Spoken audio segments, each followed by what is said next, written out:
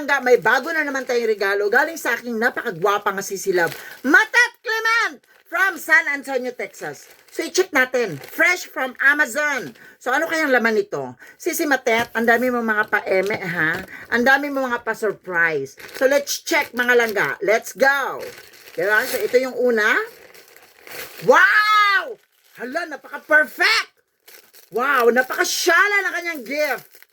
Hala, wow! Wow! Hala. Ganda!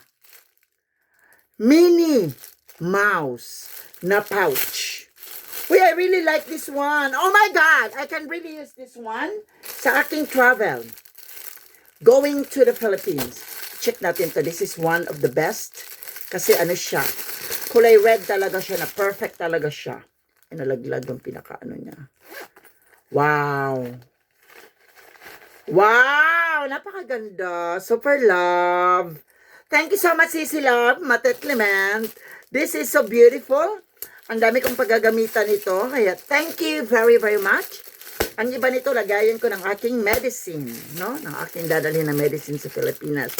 And the second one. Okay? Let's go and check the second one. Ano kaya ito?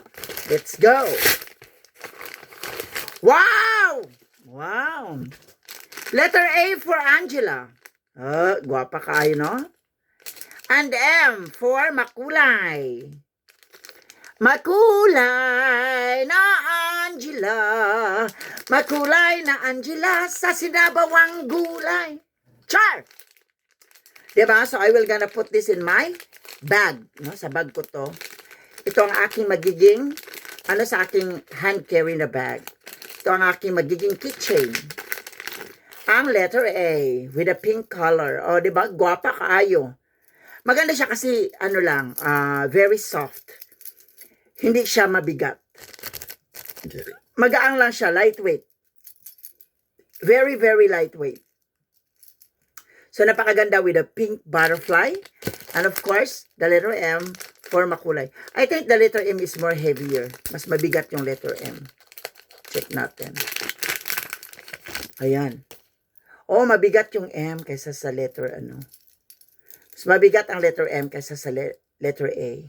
Yeah, this is heavier. And this is light, no? Maraming salamat once again, Sisi Love, Matet Clement. Sa napakagandang regalo from Matet Clement. Thank you so much. And I hope to see you very soon sa aking pagbabalik sa Amerika. Love you.